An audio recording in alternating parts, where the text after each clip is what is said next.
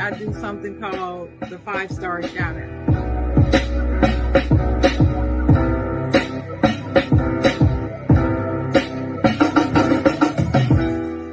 I'm gonna say this line. I'm not gonna say it because I don't believe in it. I don't believe in you can't make a you know what I'm talking about.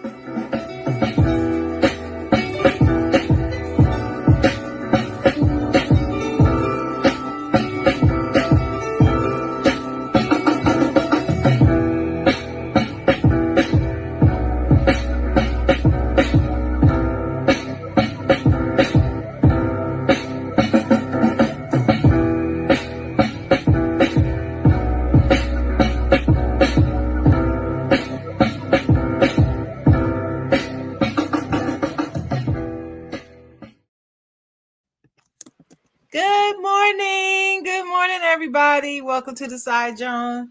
I am your host, Sharon the Chocolate Writer, and I'm joined again this week with my illustrious guest co-host, Trisha, the founder of 2MW Sports 360. Welcome, Trisha, again. Another Saturday morning. How you doing today? I'm doing great. I'm excited to be here with you.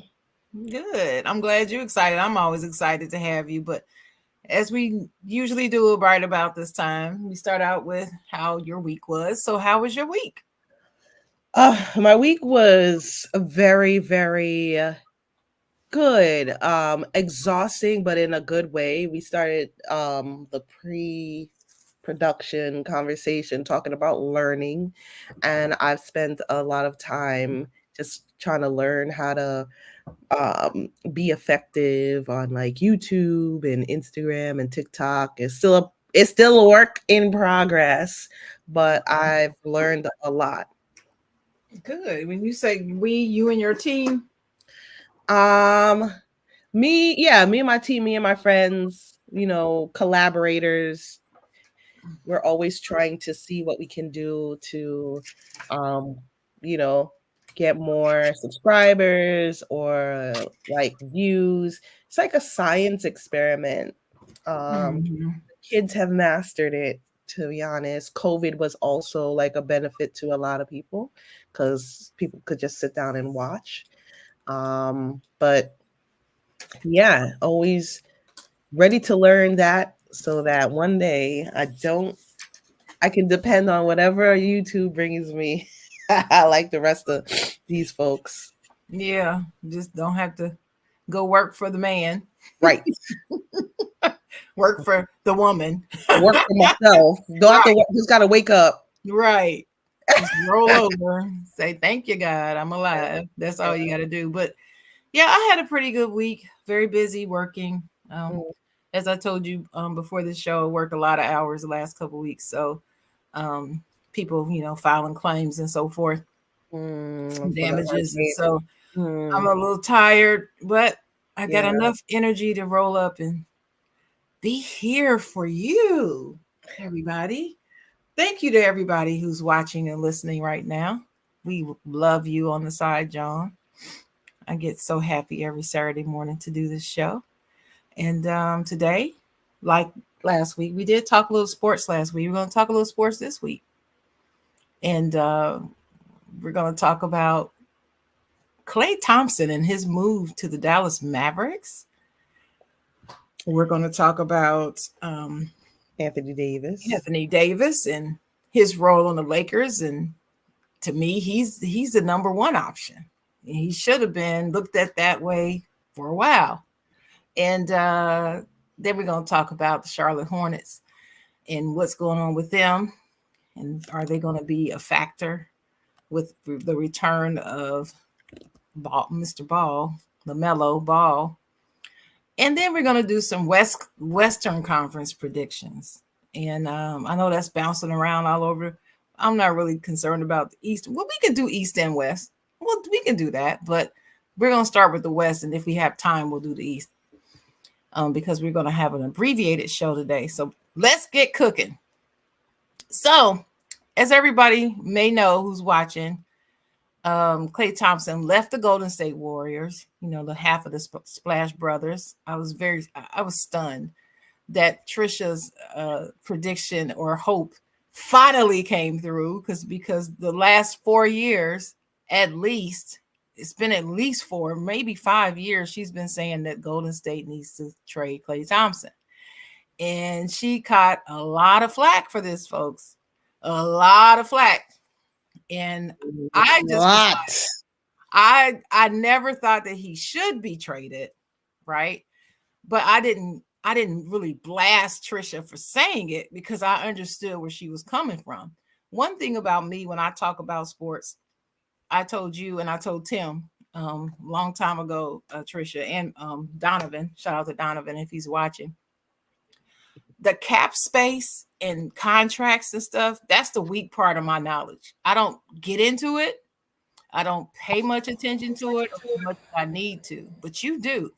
And so when you speak about cap space and contracts and how they're in the future, and you can see what's coming and what's coming this year and that year, I have to defer to you, because I don't know that side of it.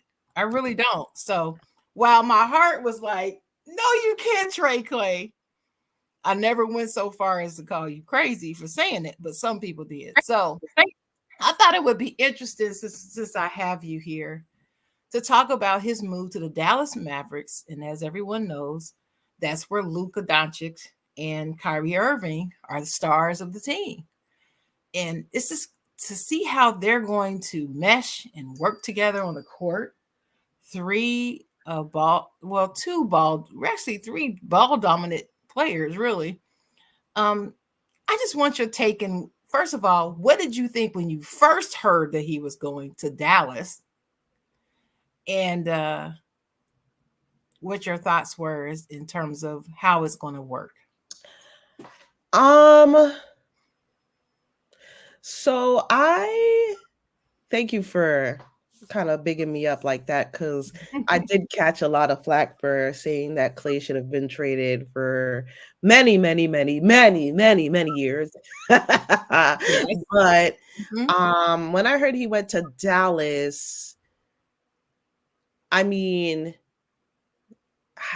I hate that I have this tone, but I'm like, he had to go somewhere. He couldn't stay there. He couldn't Right. stay in Golden State. Mm-hmm. Couldn't stay.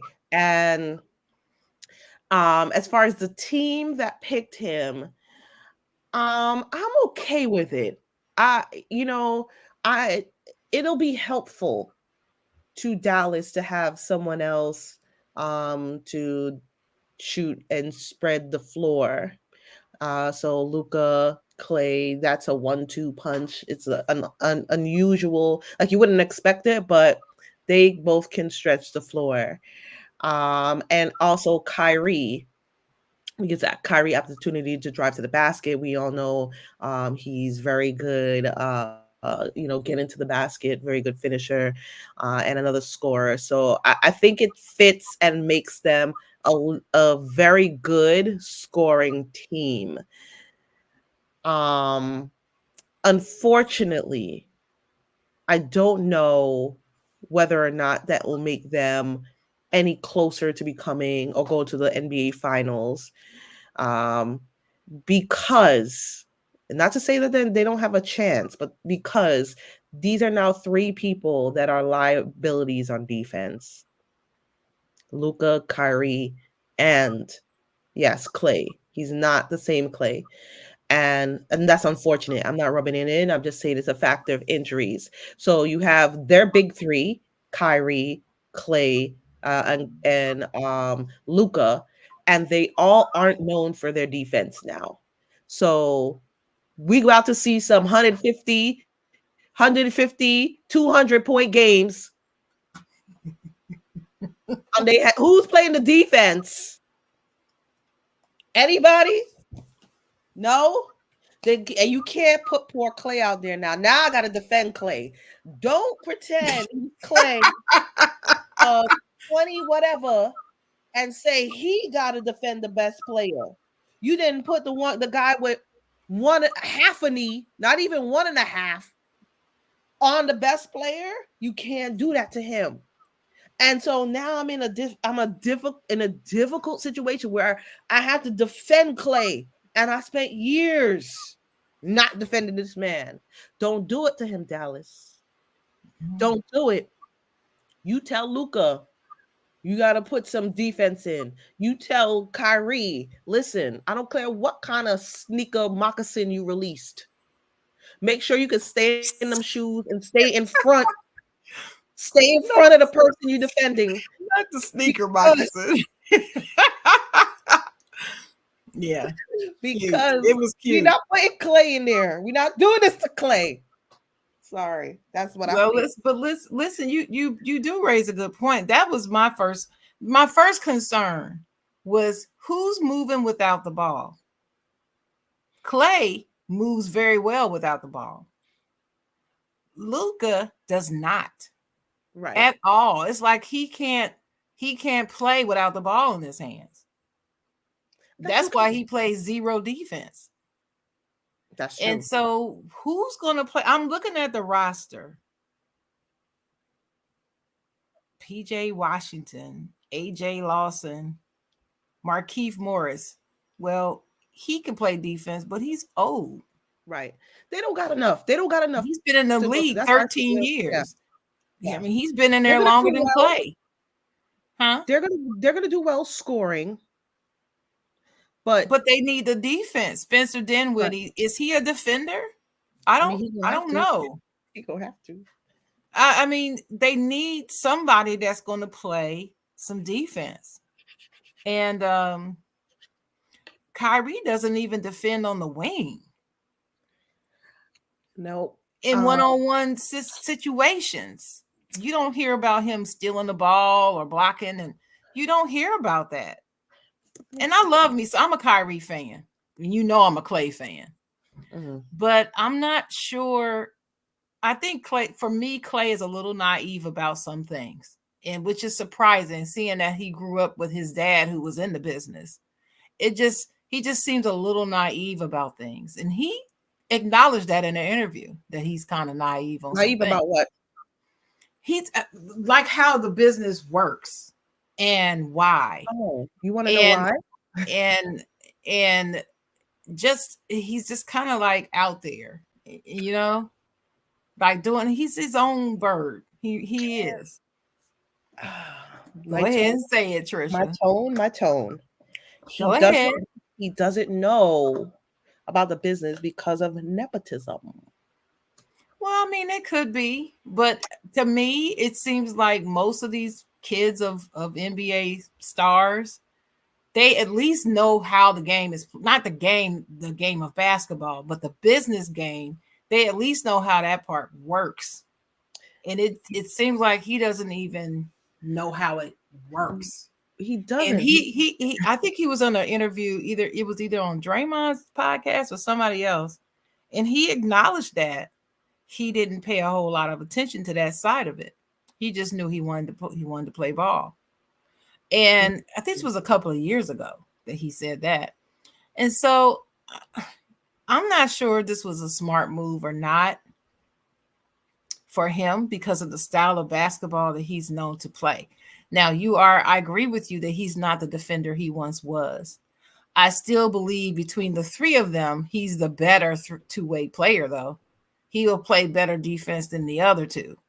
Yes. But I mean, he'll try. He's not because Clay used to really shut folks down. He did. And now I think he's still a little tentative on that knee. Yeah. Yeah. I agree with all of that. I'm telling you, the naive thing comes from let's even put the nepotism to the side. let's forget about his dad. Remember my complaint to you guys that he gets the residual accolades of Steph Curry. So fandom is amazing, right? If you're proud of one person, but it kind of like spreads to the other, and that's a good feeling, right? So you get no criticisms. You don't have to worry about anything because you don't have to worry because it's like you become a package deal. He's always been a package. The Splash Brothers. So when you don't have to worry about yourself, you're gonna lose experience about figuring things out for yourself. He's always been given the benefit. I don't know how the negotiations work. Curry's may say some great things about Clay, and it keeps him in the game. It's definitely what I believe got him the big contract. I've always been complaining about Clay's money, but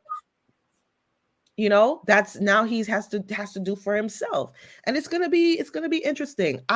I slightly disagree with the fit. I think it's okay.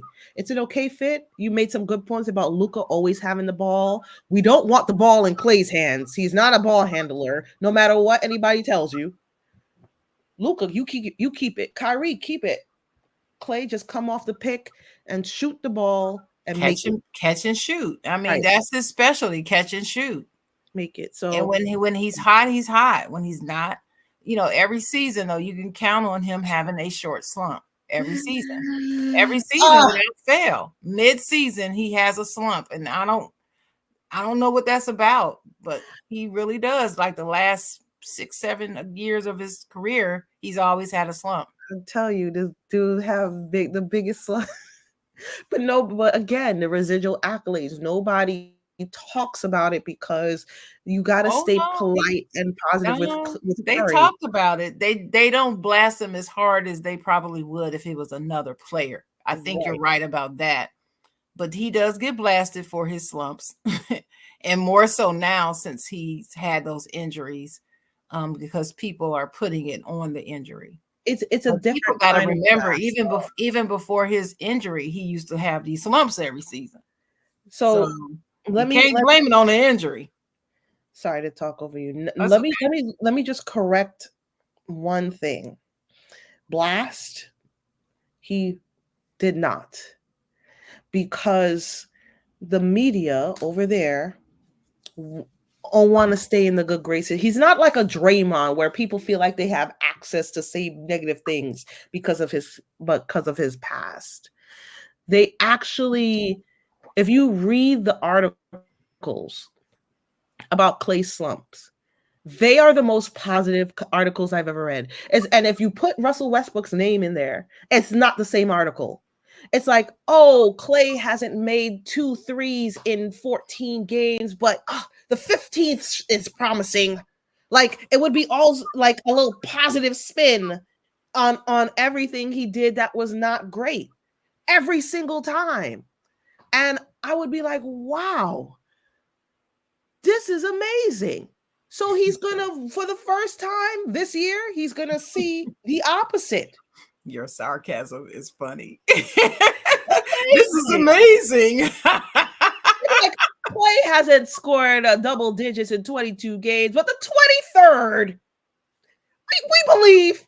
And I'm Well, like, well, you know why they believe that? It's because that's what happens. He'll be in this slump where he won't even get 10 points for a while. And then all of a sudden, third quarter will come in some random game, and he'll score 29 points in that quarter and then go on and end up in the game with 37 points. right, And it's crazy. It's like, right. what? Where did this come from? It's like Last week you got 8 and 2 rebounds. Clay What is what due for happened? a quarterly score.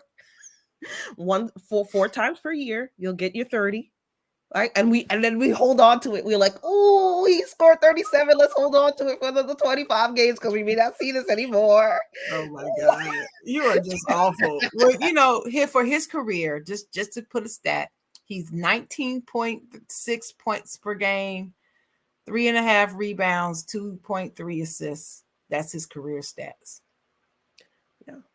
By the way, I'm not gonna say Not Clay bad for a is great. second option player. Not bad. Mm-mm. Because he's always Okay. been number So, two. So now looking at Luca, Kyrie, and Clay, who's one, two, and three in your eyes mm, in terms of shooting the ball? I'll say that running a play and shooting, Luca getting the shot. 1, Luca 1, Kyrie 2, Clay 3. Hmm. That's how I. I think that's going to be how they have to play it. I don't believe that that's how they should play it. I actually think that Kyrie should be the number one, but he's not going to be. They're going to give that to Luca. I think you're right. But I believe that Kyrie should be the number Yeah. one. That's how I feel about it. Um, but we can move on to the next topic because we don't have much longer. Only got like 20 more minutes or so. But is there anything else you wanted to say about them? No, we can continue about that later. I think that's an interesting point, though. But I think that Kyrie will embrace being the number two because he's Kyrie, and if he's like, it's a. Let's go on to number. Let's go on to the Well, next. he did it this past season. He Yeah. played the number two well, and they got him far. And I actually am rooting, even though I cannot stand the Dallas Mavericks in general. I'm rooting for him to get another championship without LeBron. I really want him to get. Really? Oh yeah, I really want him to get one. Save this for the Really, really prediction do. side. Save this for the prediction segment. I really want him to. But okay, so we're gonna move on to Anthony Davis, AD on the Los Angeles Lakers. I want to hear you first because You want me to say, okay, well, let me tell you why I picked him as a subject matter. mhm. Um, I am probably the biggest Laker fan alive in Yes, you terms are. of just loving the team. Yes, Okay. you are. I don't have a single Lakers paraphernalia. I don't have a poster, a cup, an ink pen, a jersey. I have nothing with LA on it. Okay. Let's Mhm. just get that out there. But I love, love, love that team. I just don't spend my money on sports memorabilia. Just don't do it. Not much. So I love the Lakers. And just like Trisha has been saying for years, how she felt about Clay, and things are coming true, like she said they would. I have long said what I felt was I've told my truth, as people like to say, about the Lakers and LeBron James coming to the Lakers. And I have been proven right as well. Mhm. I did not want him to come to the Lakers because I knew it was going to be drama. I knew he was going to obliterate the team, which I felt like was a very good core of players that could have grown and developed into something special. They were already on their way until he got there. And we might get a chip. I said that. We might get one chip out of him. Mhm. But it's not worth it because of all the drama. So, what am I getting at? How does this relate to Anthony Davis? Well, he's the teammate that he obliterated the team for. He gets them in 2020. They get a chip with a great backup team, great second unit, great. And what do? They trade him away. So 2021 and forward, it's been an SHIT show over there. Mhm. A lot of the times they've had moments. The whole Russell Westbrook thing was awful. What they did to him, I don't hold Russell Westbrook responsible for any of that. That fell squarely at the feet of two people, and that's LeBron and my Rob Pelinka. That's who.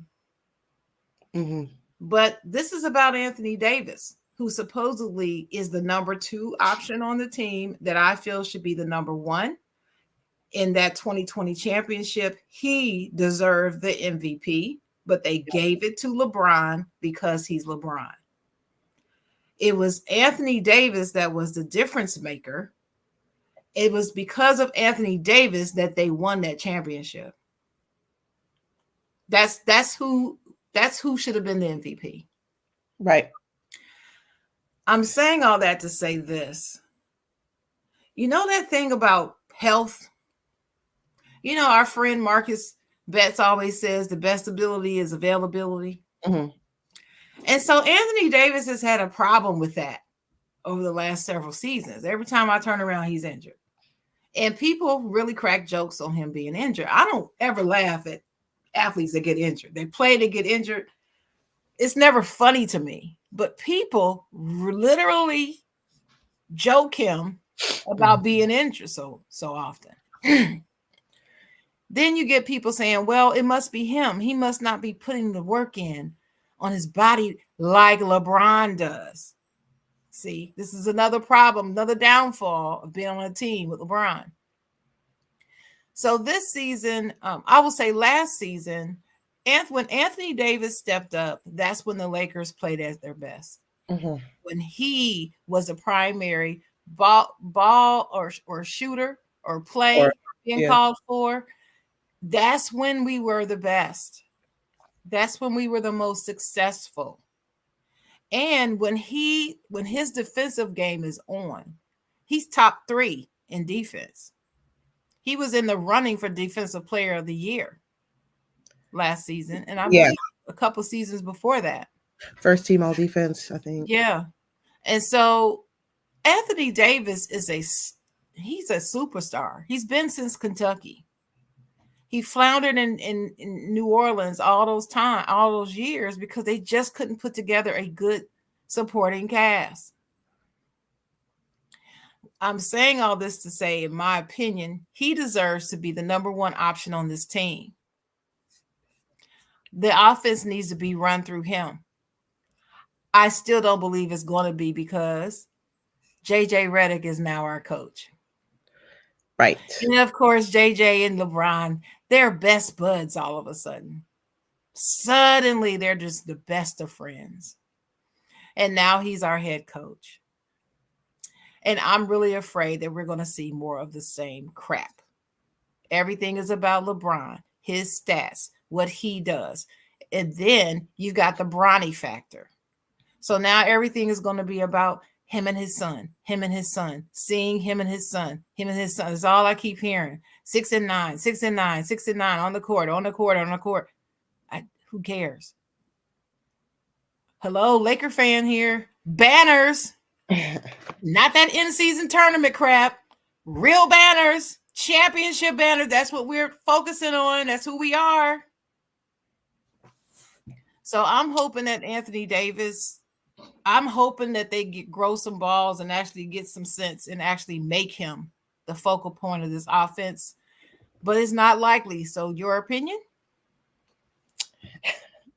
Before I share my opinion, I just want to make sure that people know exactly what you were talking about. So Anthony Davis, after the bubble, played had a bunch of injuries. He was plagued by injuries, and he only played 36 games after the bubble, Mm-hmm. 40 games in 2022, and 54 games in 2023. Last season, he played the most since the bubble, which was 76. He also came back with a vengeance when it comes to awards. He was the NBA All Defense first team. And fourth in voting for Defensive Player of the Year. He Mm-hmm. also was voted part of the All Star and was All NBA second team. So Yep. those are the stats that align with Sharon. Um, I I agree with everything you said. JJ Redick is gonna cater to LeBron. Everything in the Lakers caters to LeBron because he is the cash cow. And Mm-hmm. the championships doesn't matter as much to the Lakers anymore. And this is me saying out loud, and it like for PR circumstances they're going to say they want to win a chip, but really they're winning every day because the fans aren't angry at having LeBron on their team, and they're buying the tickets and they're buying the jerseys, and Bronny's going to bring in money, and everything is about the money. So if they're not hanging banners, they're still cashing checks, right? So they're all good from an executive standpoint. Mm-hmm. Let me round this up. Um, I think the problem is still Anthony Davis. You see, Sharon, if Anthony Davis, the person, the player, was really, really, really, I don't know if the word is competitive or really, really concerned about himself and how his legacy is going to be, he would be able to flip the Lakers upside down. If he realizes that he's a number one option and he's being lowered, his ceiling is being lowered by someone outside of him. It's not capabilities, it's not abilities, it's not injuries, right? If it's catering to LeBron lowers his ceiling, and you're not mad about it, mad enough to threaten that you want to leave, mad enough to look around and say, I need to go somewhere else because I'm capable of being a leader.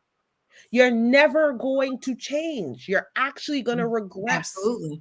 Yep, you're right. So he needs to get up one day and say, no, no, no. I don't care if it's Bronny. I don't care if it's Bryce. I don't care if it's a cousin. I don't care. I don't care. He is capable of dropping maybe 10 more points per game than he does. And he's already doing a lot. I think he's around 24, 25. Let me see what he did last season. Oh, points 24.7. per game? Yeah, Yeah, 24. Yeah. Mm-hmm. 24.7 last year. He has the ability to score 30, 35 points a game. They don't got no other like serious players on that team besides LeBron to score, right? So sorry, let me not disrespect D'Angelo Russell, right? He's still there, right? Yeah, he's still there. He just has his moments. Right, right, right, He has those Clay Thompson right, right. lulls sometime. He lulls for different reason, but if you if it's just like, and just to make it relatable, when you're at your job and you know you could do more and somebody's holding you back, you either suck it up or you start looking for more jobs that will give you better pay. Now, Right. he can't change his pay, but he know he can change his legacy, right? If he That's true. says, "Nah, I gotta leave," the Lakers got to scramble and see who they're gonna trade for Anthony Davis, and they're gonna get a trade. They're gonna get a trade. Sorry, I haven't looked about no trade clauses or whatever Anthony Davis, the terms of his contract is, but it takes Anthony Davis to get up and say, nope, I'm not sitting another 4 years behind Bronny and Bron. Mhm. I need to carve out my legacy. I want videos about me. I want a 30 for 30 about me. I want to have be an MVP. I want to be all these awards. You got to sit in yourself and say that's what you deserve. He's coasting now. He's coasting. You Mhm. don't, no pressure really. Like, yeah, you want him to do better, but it's always to help LeBron. That's a secondary thing. It's like, oh, yeah, less pressure if you're not number one, and you have to be able to carry that. I don't So know his he's person. so Yeah, he's taking the less pressure out. I think this is the best case scenario for any young-minded star to be on the same team as LeBron. You get the remember what I said about Clay, the residual accolades. If they Mhm. succeed, you succeed together, but it's not all on you. It takes a lot to take all the pressure on yourself, Mhm. right? And so he's not there. And you can see in reverse with LeBron. LeBron will does like the political thing. Oh, it's on me, it's my team, but there's always a narrative that throws the blame to someone else, right? Always. You can't 100%. Mhm. you got to be able to take that on yourself. And Anthony Davis is like the West Coast in Embiid, right? Mm-hmm. Capable, but not emotionally in it, Mm-hmm. right? So Yeah. that's what I feel. He's taking the less invasive route. Right. He got a ring. He could be like everybody wants to win one, you know, but it's the hunger, and I don't see that in him. He is not hungry. You He's know not. what else? Yeah. You know who else I don't see the hunger in? Who? Bronny. Bronny is It's trying to almost like survive. it's almost like he's there on autopilot. Like, well, I know this is what my dad wants, and I'm doing this for the family. But he just doesn't strike. He does not seem like he is just dying to be in the league and play. He just doesn't. Bronny has His other body interests, you language know. does not say that to me. I think he just wants to be a gamer and call it a day. I don't think he wants to play ball.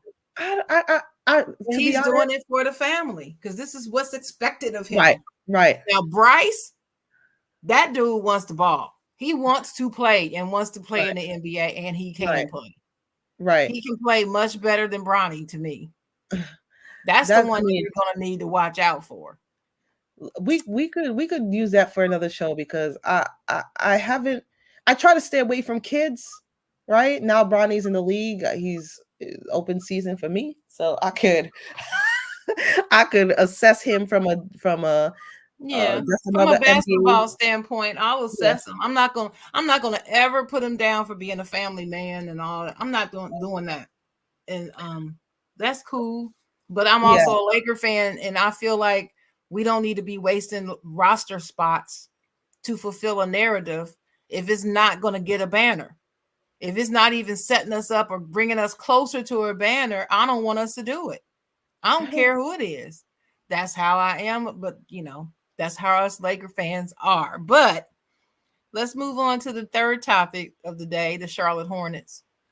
Mm, The reason why I picked the Charlotte Hornets way on the eastern side, way from the west, is because LaMelo Ball is coming back. Now we've also heard that Lonzo is coming back to the Bulls. We can talk about that later. I'm mhm. very happy to hear that news, but LaMelo was injured last season. And Yeah, before he got injured, they were looking like a revitalized team, right? yeah. And and without him, they look pedestrian. So I'm pretty excited about this season, welcoming Hmm. him back as their lead Hmm. point guard on the team. But I wondered if you had any thoughts about this team and how they would fare in the Eastern Conference this season.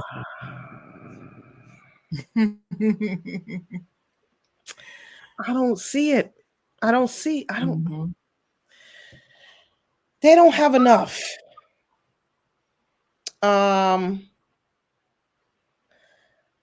and the west and the east, sorry, is a bit stronger now. Before, for many years, the East could get away with what they have, but they're gonna need another person. Um, they have Miles. They got Lamelo. Um, Trey Man is good. I just and maybe it's because they're not household names, except Mhm. for Lamelo. I don't think they have enough to compete in the East, but we'll see. I don't like to put too much pressure on people coming back from injuries, so that's another thing. Um, Mhm. they just need to keep working on their roster through the trade deadline because I don't think they have enough. So that's my summary. I tried to look at it every which way, but um, let me check out. They got a young kid like Brandon Miller. They could be a surpriser. They could surprise, but they're young and they're still growing. So I'm not going to completely like down them, but they're going to be competing against a couple of teams, a few teams with mature, not mature meaning like experienced players. Now that PG is on the Sixers, we know what the Celtics are about, and now the Knicks are stacking up to be a pretty good team. So just talking about those three, comparing the Hornets, they're not going to be doing much this year. So that's Well, my. let's look at who they have. So besides LaMelo Ball, who I just absolutely love, they have, well, Miles Bridges is back, which when his mind is in the game, he's a very, very good, very solid small forward. He really is. Mhm, mhm. Um, whether or not he should be there, well, I'll just leave that to the sensitive folks to battle that out. But he's there. He's on the roster. We got, or I should say, they have um, Taj Gibson, who's still got something left in the tank, and so does Seth Curry. So they have the Steph version, lightweight Steph version over there, who actually has a better 3-point shooting percentage than Steph, Mhm. but that's a whole other story. We don't really care. We Right. don't really care about percentages. It's really not that important. And then we have Grant Williams, who I don't really care for as a player, but Okay. he has some redeeming defensive skills. I just don't care for him as a person. I It's- just I just don't. I just think he's one of those. I think he's one of those players who thinks more of himself than he is. Kind of reminded me of a couple other players I could think of, but yeah. yeah. So we've got those people. Those are the players that I'm looking at to be the main players on the team. And given the quality of the East has improved, but I don't believe it's improved to the point where they couldn't make the playoffs with this roster. I I mean, think I the think they playoff. will I think they will make the play in probably. They'll Okay. be they'll be vying for that play in. And then if they get in through the play in, they probably make it to the first round, through the first round, maybe on to the second. I But think that's when as you. far as they would probably go, given So this. I'm very curious as to why you're focused on the Hornets, right? Because Well, because yeah. number one, I live in North Carolina. That's our team. Mhm. I've always loved the Hornets. Yeah, because my father's from here, so North Carolina has always been my second state next to my home state of Ohio. So and plus it's the whole Michael Jordan connection as well, and he still has some ownership in the team, folks. He did not give up all his shares in the team. Mhm. Just want to make that clear and let people know that who still think he's no longer an owner. Right. Um, and and hey, love him or hate him, Miles Bridges went to Michigan State, so he's a Spartan. So if I have a Spartan on the Okay, team, now I get it. well, Listen. no, that's the last reason, because it's only him, and it wasn't like he was a star. But anyway, he's Well, there, and he's a Spartan. So I'm watching them, and I want them to be better. I mean, they've lived with so many years of mediocrity. They deserve better. There's two teams that I feel this way about, and that's Charlotte and OKC. OKC has not had the mediocrity problem, but in the West, they're the only team in the West that I really like as a team, besides my beloved Lakers. I just have always liked OKC. Period. And I want them to win a chip. I really do. And I want the same for the Hornets. I want them at least to be competitive for one, even okay. if they don't win it all. So here's what we got to do, because we know, let's be honest on the show, the Hornets not winning this year, No, right? they're not. Mm-mm. But because you are my friend and I hear the passion. I hear the support. I hear the pain in your heart but the yearn, I hear the yearn for success for this Hornet squad. Hmm. We're gonna adopt it like a highway for the show. No, you didn't. Adopt a team, We huh? gonna adopt the Hornets, and every day we're gonna figure out what it's gonna take to bring a chip to the Hornets. Right? I'll put my team aside. Okay, see, they'll figure it out. Right now, we need the top scientists on this case to dissect this team, figure out what parts are missing, and put it back together to get to the chip. It's gonna be a tough feat, but I think between the two of us, we'll figure this out. Well, I So will tell you, just looking at the roster, I can see about 4 players they need to get rid of immediately. But we're gonna we're besides gonna that, we're gonna we'll dive down on it.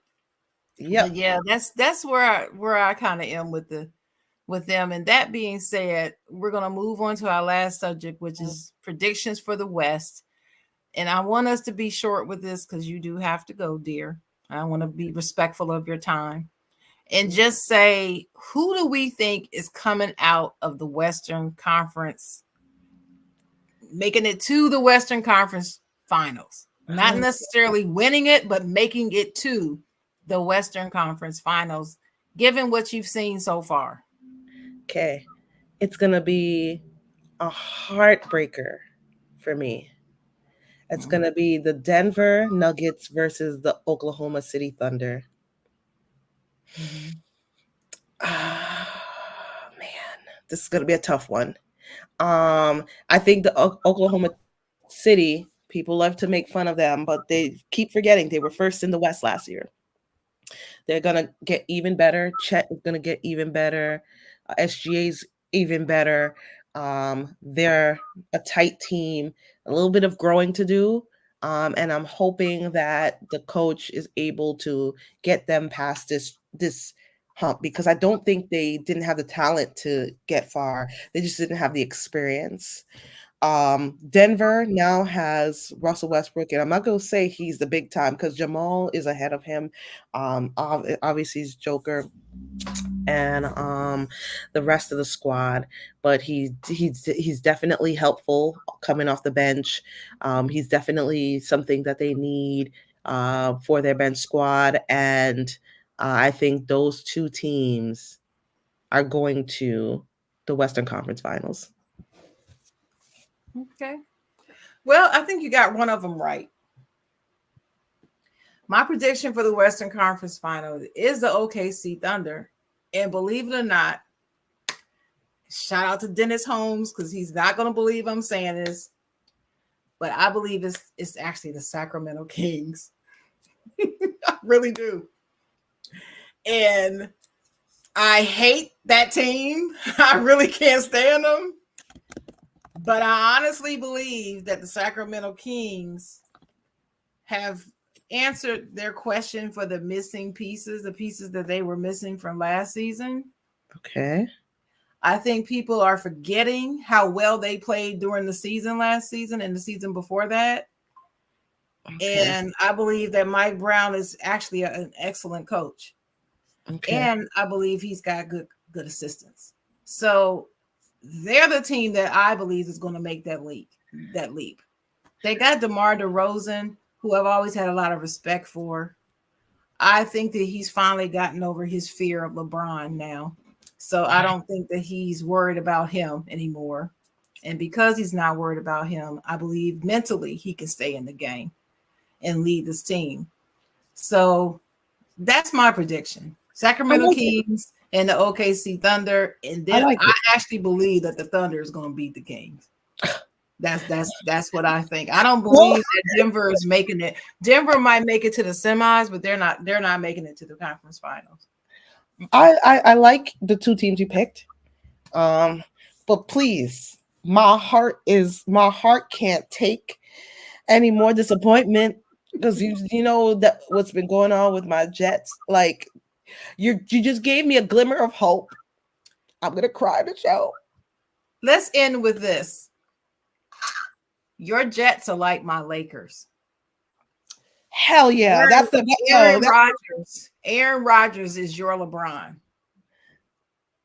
Y'all ain't winning while he's there. I'm just letting you know. It's not gonna. I said that when I found out that he was going to the Jets. I immediately thought of you because you're the number one Jets fan that I know. I know about 3 people who like the Jets, but you're the biggest Jets fan I know. And I was like, no, he's not going there. Please tell me this is not true. Because y'all been through it. Y'all have been through years waiting. And now you get this guy. we're gonna have to go. We're gonna have to spend on another show on this We'll talk football. We'll do because some football talk. I've been complaining behind the scenes. Shout out to the homies from 2MW, the ones that will listen, because I literally feel like we're being held hostage. Mm-hmm. We are being held hostage. We are. It's like being allergic to peanut butter and still getting the sandwich without the EpiPen. We're Yeah, killing. that's what I've been going through since 2018. I get it. I can't talk about it. It's hard, isn't it? I And can't. everybody wants to ask my opinion as the Laker fan that they know, and I'm like, I don't even want to talk about it. It makes me that sick. I I've been cannot wait until he's off my team so we can get back to normal. It's like we're gonna need to be deprogrammed when he leaves. Like I've been literally, we're gonna have to bring in some counselors and some FBI, CIA type there's deprogramming specialists to deprogram our mind to get that fool out of our system. I cannot wait. Cannot wait. we gotta leave it there. I'm telling you, Yep, like let's I'm wrap this I'm up. ready to burst into tears. That's how like Well, literally it's like taking me everything not to like yell like I get it. I trust me, I do. But once again, this is another great show. I thank you for being my special guest co-host today. And my final words for everybody is to learn something, do something, and move something every day. And be my nice. be nice. Be nice. And y'all You know have a what? good rest of your day. Enjoy your Yeah. Saturday.